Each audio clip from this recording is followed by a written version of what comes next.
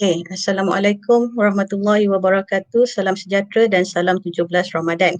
Selamat datang diucapkan ke program webinar Hub Air Malaysia siri keempat yang dibawakan secara langsung menerusi FB GCRF Water Security Hub Malaysia Collaboratory.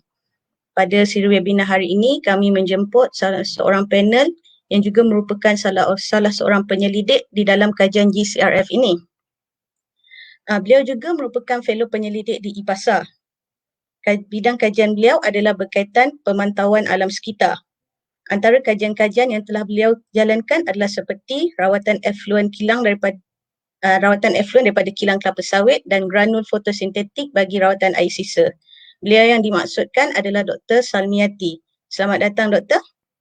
Okay, tanpa melengahkan masa, dengan ini saya menjemput Dr. Salmiati untuk menyampaikan pembentangan beliau. Dipersilakan. Sejahtera. Terima kasih kepada Dr. Zeha selaku moderator pada hari ini.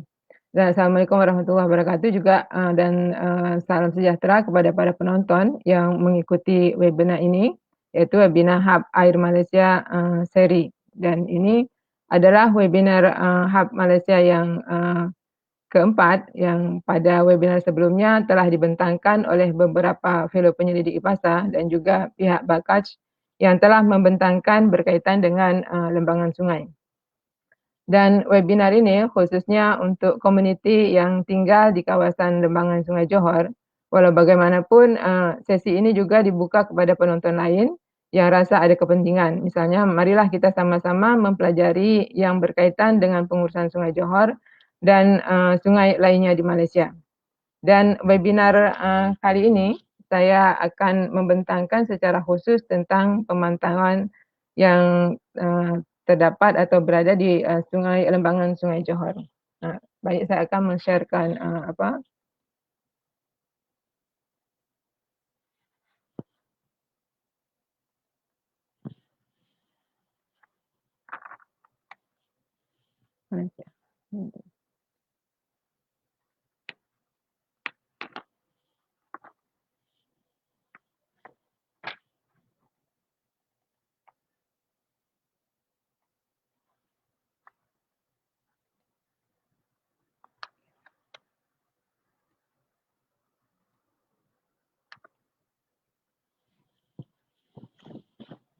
Ini adalah title dari webinar Hub Air Malaysia yang seri keempat, yaitu pemantauan kualiti air di lembangan Sungai Johor. Dan saya adalah Salmiati, merupakan fellow penyelidik dari Pusat Penelitian Pelestarian Alam Sekitar dan Sekutor Air Universiti Teknologi Malaysia.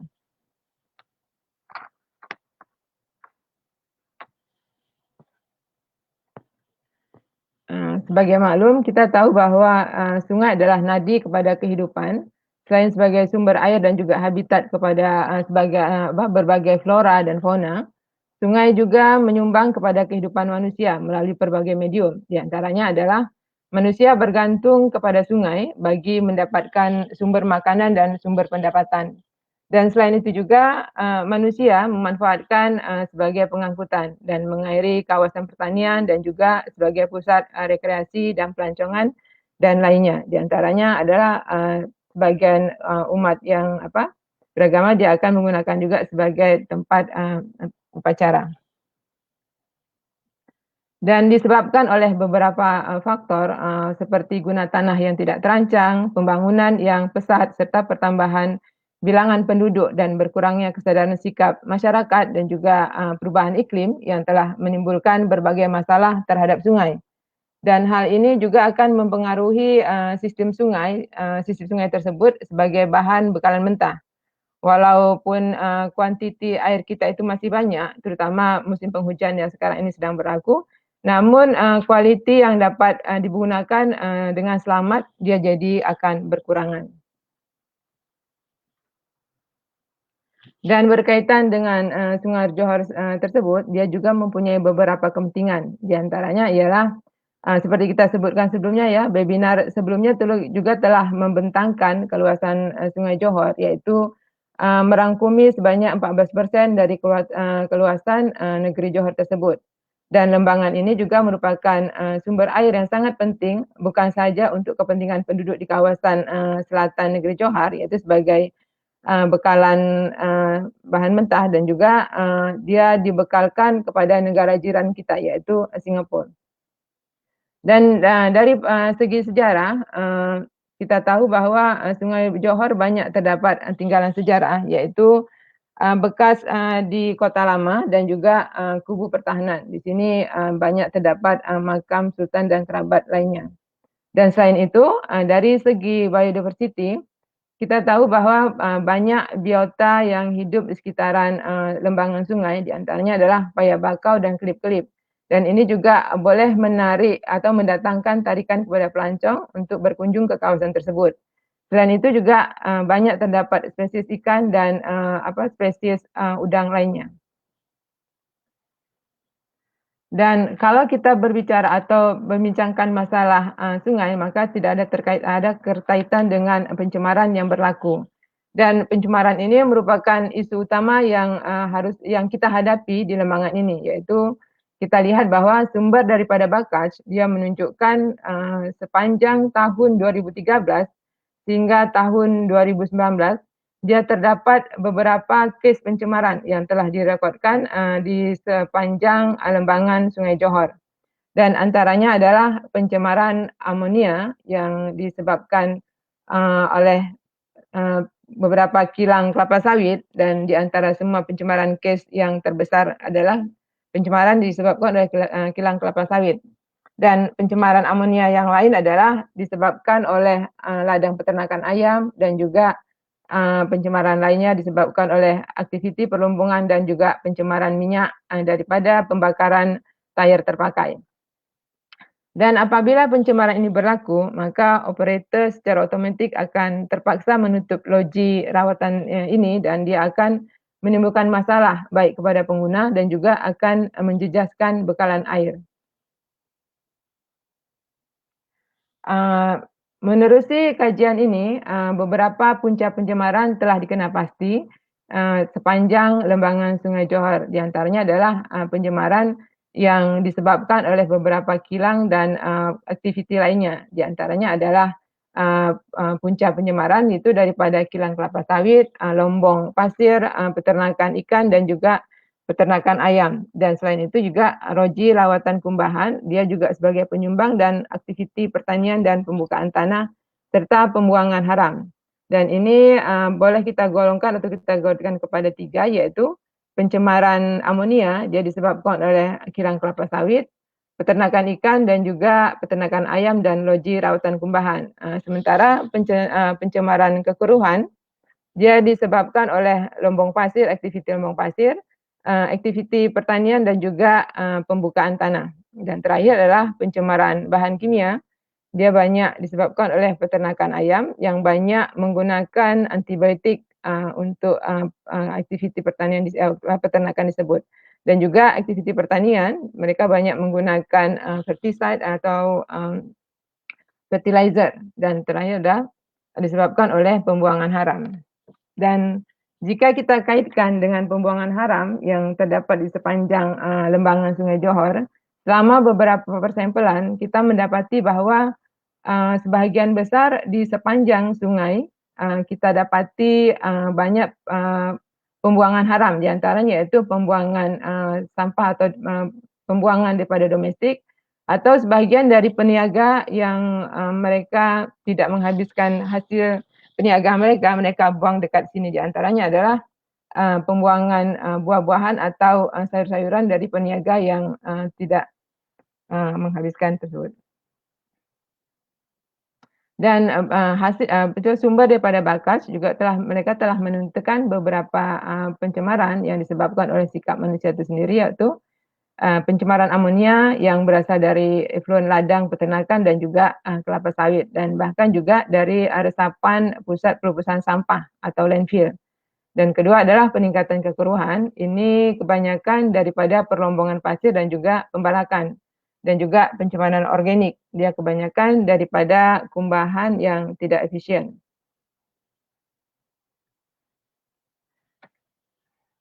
Bagi menentukan kualiti air serta mengesan perubahan pencemaran ke atas kualiti air tersebut, maka beberapa agensi dia telah menetapkan beberapa stesen pemantauan, iaitu sama ada secara manual maupun secara automatik di beberapa kawasan terpilih. Dan pemantauan tersebut dia mengikuti kepada penggunaan masing-masing agensi, iaitu misalkan untuk hidrologi dan untuk kepentingan lainnya.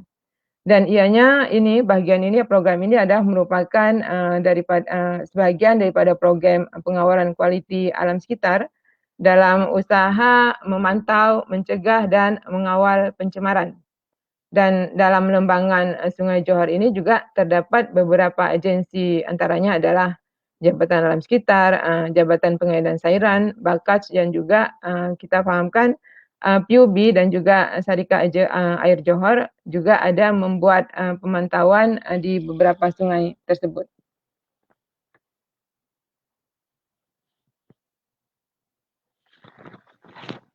Dan menerusi kajian ini, kita telah memilih sebanyak 33 persempelan yang ada di sekitar atau di lembangan Sungai Johor. 26 di antaranya sama dengan Jabatan Alam Sekitar, manakala 7 lagi kita pilih daripada UTM. Dan kaedah pemilihan persampelan ini adalah berdasarkan pencemaran sumber titik yang signifikan. Maksudnya yang terdapat di setiap lembangan sungai. Dan ini kita akan mengidentifikasi dan mengkelaskan satu lembangan sungai ini menjadi sub lembangan kecil, dan di dalamnya kita akan menentukan potensi pencemaran yang berlaku di sub lembangan, dan kita akan memilih kawasan tersebut sebagai titik persempelan kita. Dan ini adalah diagram simpel atau diagram ringkas yang berkaitan dengan stesen persampelan. Total di sini adalah 33 dan 33 persempelan, dan di dalamnya ada 10 yang kita seperti dalam gambar, ada 10 sungai utama dan selebihnya adalah tributari atau anak sungai yang akan kita buat stesen persampelan. Dan selain itu juga kita juga kena pasti guna tanah dan aktiviti yang signifikan yang terdapat di dalam lembangan ini. Di antaranya adalah loji kumbahan, perlombongan, kilang kelapa sawit, ternakan ayam dan juga ternakan ikan, dan juga tempat water treatment plant dan juga water intake.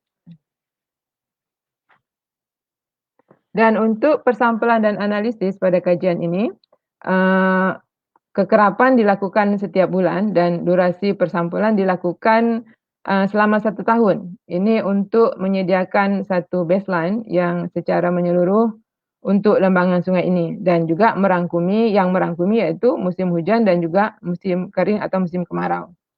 Dan selain itu juga kita mengenal pasti punca pencemaran di setiap lembangan tersebut. Dan bagi pengukuran in situ, kita menggunakan YSI Pro Plus multi parameter, dan parameter yang kita lakukan adalah seperti ini suhu, pH, kemasinan, conductivity dan juga oksigen terlarut. Dan untuk analisis selanjutnya, yaitu kita akan melakukan analisis di laboratorium. Kita menggunakan standard method yang seperti APHA 2017. Parameter yang kita buat adalah BOD, biogeoksigen Jerman atau secara biokimia, COD, pekerja terampai, amonia nitrogen, dan alat yang digunakan adalah HDR 6000. Dan parameter lain yang diperlukan analisis yaitu berpandukan APHA tersebut, dan indeks kualiti air atau indeks kualiti air atau water quality index digunakan untuk mengukur tahap pencemaran dan juga kegunaan air yang seperti digariskan kepada National Water Quality Standard. Dan water quality index ini juga mengambil kira 6 parameter, yaitu DO, BOD, COD, TSS, amonika nitrogen, dan juga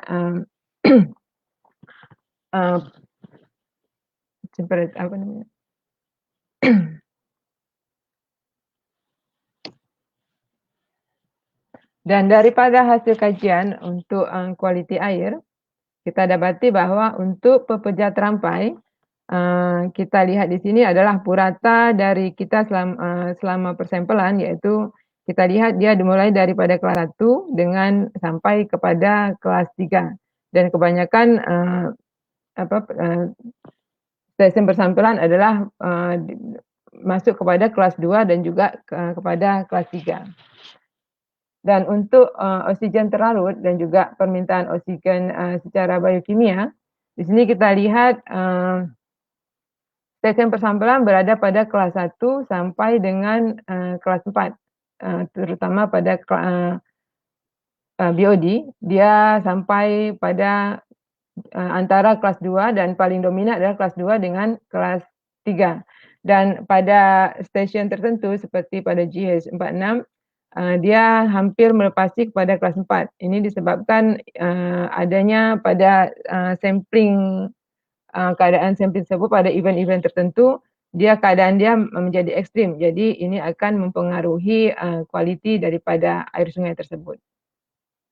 Dan sama juga dengan permintaan oksigen secara kimia, kalau kita lihat di sini kebanyakan adalah kelas 2 sampai kelas 1 sampai dengan kelas 3. Dan yang paling dominan adalah kelas 2 dan kelas 3. Dan sama juga seperti BOD pada GH46, yaitu satu sample station, dia melepasi sampai kelas 5. Dan untuk amonia nitrogen, kita lihat di sini berada pada kelas 1 sampai dengan kelas 4, walaupun hanya sebagian dia telah melepasi daripada kelas 4. Dan tapi yang dominan adalah kelas 2 dengan kelas 3. Dan untuk keseluruhan daripada indeks kualiti air atau water quality index, kita dapati bahwa yang bertanda pink dan segitiga adalah sungai utama atau main river. Kita lihat bahwa nilai dia kebanyakan berada pada kelas 2 dan hanya 1 atau 2 berada pada kelas 3. Tetapi untuk tributary atau anak sungai, dia sampai melepasi kelas 3. Walaupun kebanyakan dia berada pada kelas 2 dan juga ada juga yang berada pada kategori kelas 1. Dan secara ringkasnya kita dapat melihat di sini bahwa untuk water quality index atau indeks kualiti air yang ada di lembangan Sungai Johor, persentase terbanyak adalah pada kelas 2, yang hanya sekitar 3% pada kelas 1 dan hampir 73% berada pada kelas 2 dan 24% berada pada kategori kelas 3.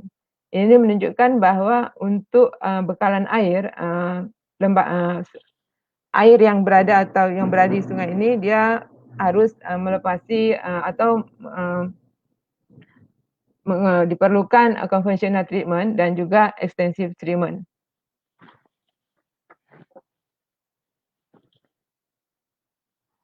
Dan jika kita mengikut kepada trend indeks kualiti air, yang data ini kita dapatkan dari tahun 2000 sampai 2020,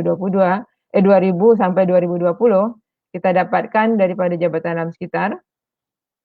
Kita lihat bahwa pengkelasan baik untuk main river, dia dalam kondisi yang termasuk baik, yaitu pada kelas 2, tetapi pada tributary atau anak sungai tertentu, dia sampai melepasi kelas 3 dan juga termasuk dalam kategori kelas 4. Dan jika kita melihat penilaian yang tidak signifikan seperti ini, kita memerlukan lanjutan kajian, yaitu menggunakan korelasi Ransperman. Di sini kita ingin melihat variabel yang signifikan terhadap nilai indeks kualiti air tersebut. Dan dari 33 sampel yang kita ambil atau sebagai stesen persampelan, yaitu dari upstream sampai dengan downstream atau dari hulu ke hilir, kita dapati ada 6 ya, seperti gambar sebelumnya atau graf sebelumnya, ada 6 sampel station yang nilai dia adalah signifikan, yaitu kalau kita lihat kebanyakan berasal daripada tributary atau anak sungai. dan saya akan coba menerangkan satu persatu keadaan daripada anak sungai tersebut. Dan kita mulai daripada parameter yang dilakukan untuk indeks kualiti air tersebut, yaitu kalau kita melihat nilai di oksigen terlarut di dalam tributari yang 3GH06 ini, terlihat bahwa kebanyakan berada pada kelas 3 dan kelas 4. Demikian juga untuk BOD, dia banyak berada pada kelas 3 dan kelas 4. Dan juga kita lihat pada nilai COD, mulai dari tahun 2000 hingga 2020, kita lihat juga berada pada kelas 2 dengan kelas 3. Dan sama juga dengan ammonical nitrogen, dia lebih kepada kelas 3 dengan kelas 5. Dan untuk total suspended solid, dia berada pada kategori kelas 3 dan kelas 4. Dan untuk keseluruhan dari indeks kualiti air, kita lihat bahwa untuk stesen ini kebanyakan mereka berada pada kelas 3, sama seperti yang kita lihat sebelum ini. Dan kalau kita lihat distribusi musim kering dengan musim hujan, kita lihat bahwa mulai dari Mei sampai dengan April, yaitu kita bagi kepada musim kering dan musim hujan, terlihat kebanyakan berada pada kelas 3. Dan dari ini kita boleh lihat korelasi yang terdapat, yaitu kita menggunakan Spearman. Di sini korelasi untuk melihat signifikan dari setiap parameter. Terlihat bahwa untuk amonia dia terlihat signifikan karena nilai dia melebihi dari 0.5, dan nilai dia ada negatif, maksudnya dia berbanding terbalik dengan jika kualiti rendah, maka nilai ini menjadi tinggi. Dan untuk stesen selanjutnya, yaitu 3GH18, ini juga terlihat kebanyakan untuk nilai oksigen terlarut, dia berada pada kelas 2 dan 3, dan juga ada juga yang masuk dalam kelas 4. Demikian juga untuk BOD, dia kebanyakan berada pada kelas 3 dan kelas 4. Dan sama juga untuk nilai COD berada pada kelas 3 dan kelas 4. Dan sama juga dengan amonium, bahkan amonium sampai dalam kategori kelas 5. Dan untuk TSS lebih rendah, ya, dia boleh sampai hanya melepasi kelas 1 dengan kelas 2. Dan untuk indeks kualiti air, di sini kita terlihat bahwa dia melepasi kelas 3 dengan kelas 4. Hanya sebagian kecil pada kelas 4. Ini kelas 2 dengan kelas 3. Dan untuk distribusi musim hujan dengan musim kering, kita lihat bahwa kebanyakan berada pada kelas 2 dengan kelas 3. Dan juga kalau kita melihat distribusi, di sini yang paling nampak signifikan adalah ammonical nitrogen, yaitu dia melepasi 0.5, dan juga untuk TSS dia hampir mendekati nilai signifikan, yaitu 0.68. Yang signifikan itu dikatakan kuat. Dan untuk 3GH43, di sini juga terlihat untuk DO, dia berada pada kelas 2 dan kelas 3. Dan untuk nilai BOD, dia berada pada kelas 3 dan kelas 4. Dan untuk yang lainnya juga semuanya hampir mendekati pada kelas 2 dengan kelas 3. Dan kalau kita lihat kualiti air, water quality index, dia berada kebanyakan pada kelas 2 dan kelas 3. Dan dari hasil ini kita dapat melihat signifikan yang terdapat, atau sebelumnya kita lihat distribusi daripada water quality index, dia berada pada kelas 2 dan kelas 3, dan ya hanya kelas 2 dengan kelas 3. Dan kalau kita lihat korelasi antara parameter atau variabel yang kita dapatkan, untuk nilai water quality index, iaitu ammonical nitrogen sangat tinggi, iaitu sekitar 0.6. Dia merupakan signifikan, iaitu nilai dia lebih daripada 0.5. Dan terakhir adalah 3GH46. Kalau kita lihat, kebanyakan adalah hampir setiap parameter yang untuk digunakan untuk water quality index atau parameter bahagian daripada water quality index, nilai tersebut semuanya mendekati kelas 4 dan kelas 3 dan kelas 4. Dan juga ini untuk BOD, dia melepasi kelas 5. Dan juga nilai COD, amonia dan juga total supernatant solid, dia melepasi semua kepada kelas 5. Dan kalau kita lihat juga untuk water quality index, dia berada pada kelas 4, kebanyakan pada kelas 4.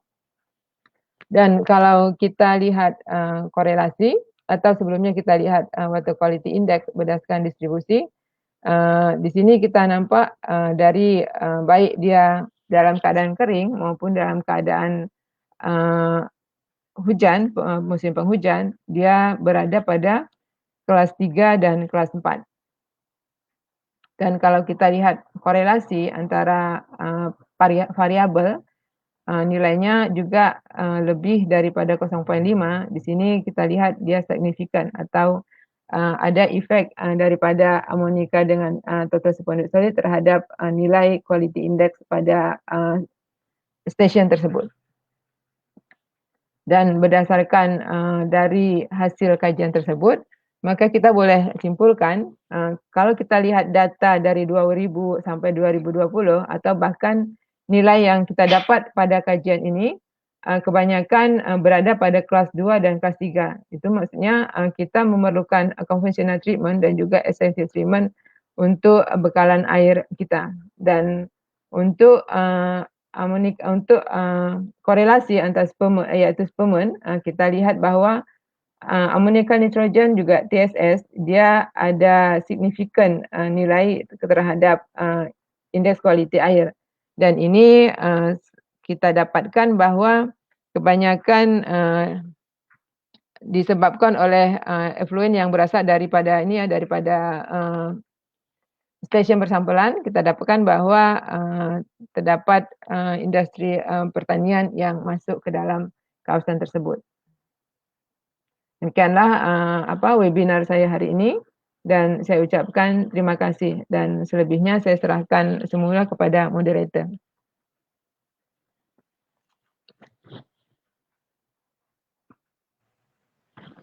Okey, terima kasih banyak kepada Dr. Salmiati atas pembentangan tadi.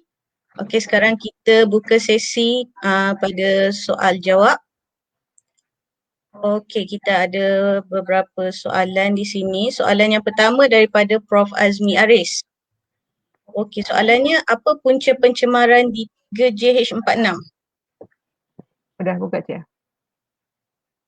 Punca pencemaran dari 3JH46 adalah daripada kilang kelapa sawit.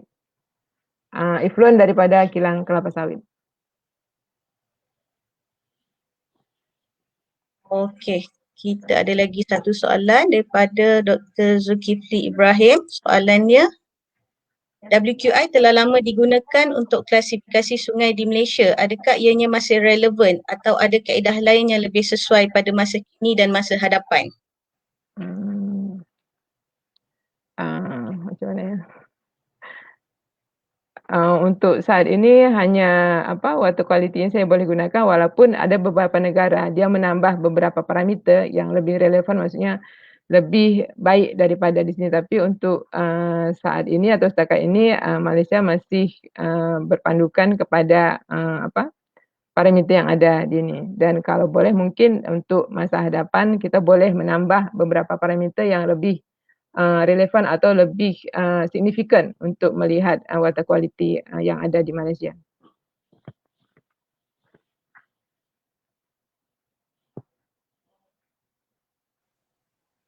Okey, terima kasih. Setakat ni tak ada lagi soalan. So, daripada pembentangan yang doktor sampaikan tadi dapat disimpulkan bahawa guna tanah merupakan sumber pencemaran lah yang menyumbang kepada pencemaran di lembangan Sungai Johor. Dan dibuktikan dengan tiga parameter utama yang telah dibentangkan tadi, iaitu BOD, total suspended solid dan juga amonia nitrogen yang tinggi di 6 stesen persempelan. Sekejap saya tengok kalau ada lagi soalan.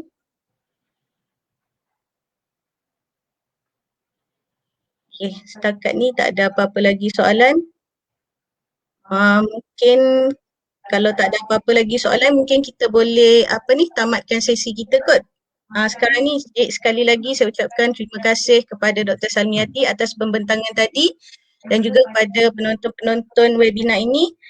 Juga terima kasih dan teruskan mengikuti Facebook GCRF Water Security Hub Malaysia Collaboratory dan juga Facebook IPASA untuk mengetahui tarikh-tarikh untuk sesi webinar akan datang. Sekali lagi dari pihak kami saya mengucapkan terima kasih. Assalamualaikum warahmatullahi taala wabarakatuh dan salam sejahtera.